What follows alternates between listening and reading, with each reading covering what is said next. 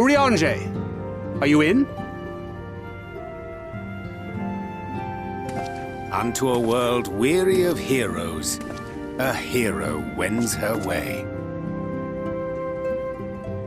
The Exarch did send word that thou wouldst seek me out, but ne'er did I imagine thou wouldst arrive so soon.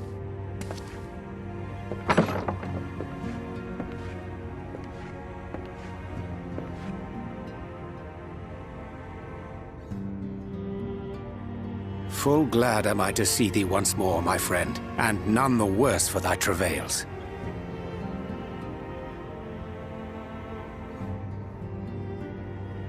Run along, Minfilia. We will meet you outside. But... Another one for you to imbue, if you'd be so kind.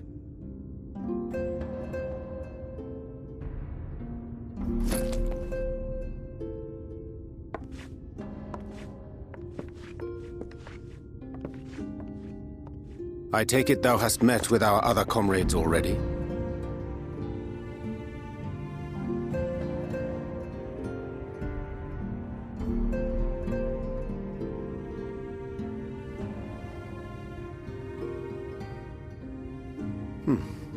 That Master Alphino and Mistress Alize now travel in thy company is of great comfort to me. As for the rest, it beginneth in earnest. The hunting of the Light Wardens, and perforce the war with Yulmore.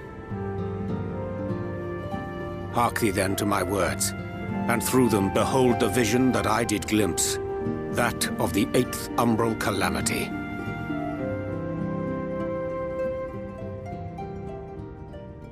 As I drifted hither to the first, traversing the boundary twixt reality and potentiality, I did bear witness to events yet to come.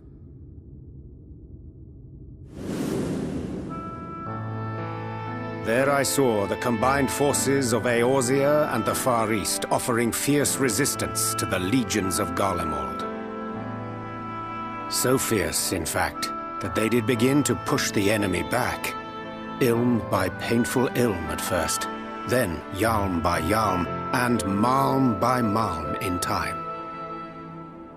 Yet the joy they felt was short-lived, for in so doing they did force the Empire's hand. Faced with defeat, the Garleans turned to a weapon most vile: Black Rose. Its potency defied all reckoning. Once released, the gas took on a life of its own, wreaking untold carnage not only in Eorzea, but in the provinces of the Empire besides. From fighters upon the front lines to babes in their beds, none were spared. And as the casualties became too numerous to count, so did the fabric of civilization begin to unravel. Nor did the land itself escape unscathed, for spreading from the site of its release, Black Rose brought death to the very soil.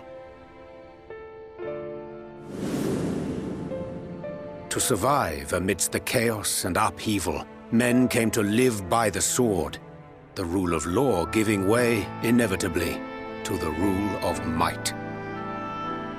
Thus was the spark struck and the fire kindled, and swiftly did it spread as a blaze in a field of straw to engulf every corner of the world. Nations worthy of the name did then cease to exist. And those souls brave and true who might have risen to restore order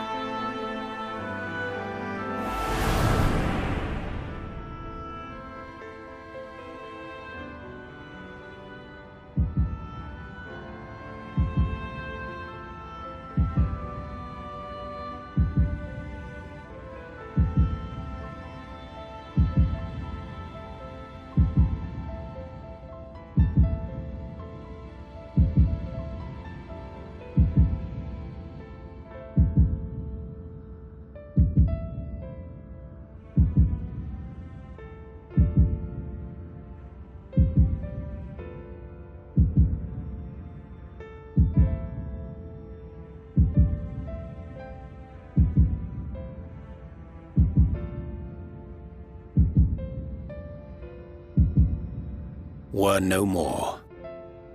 For the weapon spared not one, not even thee.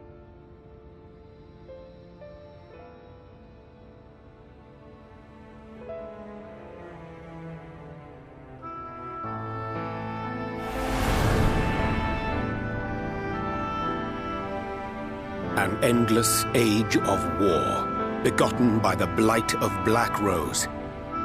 Such is the legacy of the 8th umbral calamity which I did behold.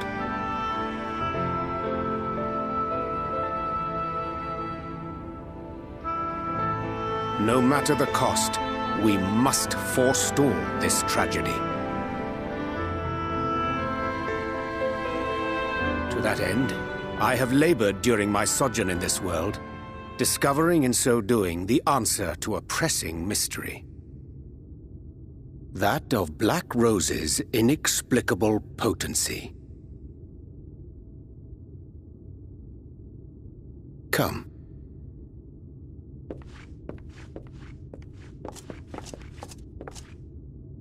Dost thou recognize yonder chart?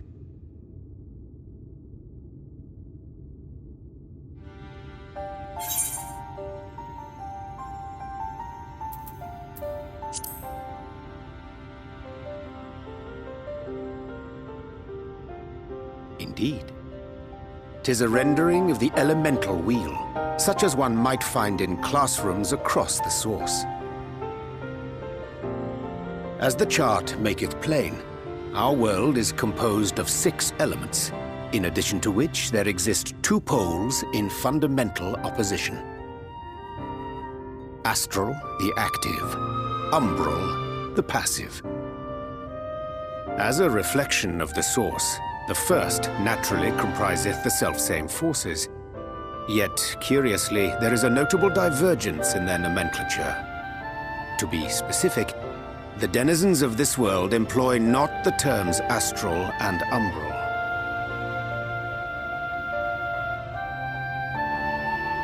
Thus was I moved to inquire what names said forces had been assigned. A simple question which yielded a most unexpected answer.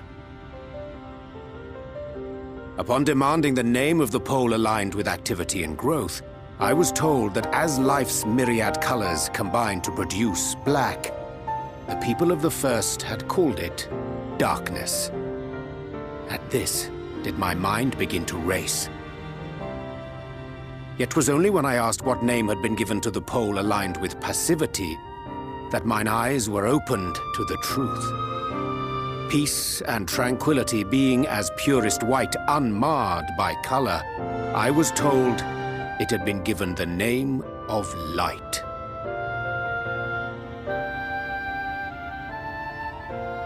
That's umbral light and astral darkness, yes? I'm no etherologist, but it strikes me that the nomenclature of the first is rooted in the generation of the 2 forces, while our own appears to focus on their effects. Which makes one wonder, have we had it backwards all this time?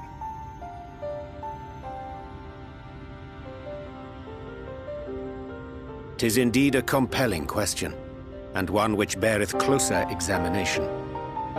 Yet what knowledge we already possess sufficeth to explain the chain of events. The phenomenon of etheric thinning observed in the source is the consequence of light, the power of stasis, flowing in from the first to stifle the movement of ether within the land. And according to Master Alphino, Black Rose slayeth by halting the circulation of ether within living beings. Should such a weapon be unleashed even as the first were rejoined, replete as it is with light, we would have a disaster of untold proportions on our hands. A calamity. Well, at least we have a better grasp of what we're facing. Our objective, however, remains unchanged. We are to eliminate the Light Warden of Ilneg.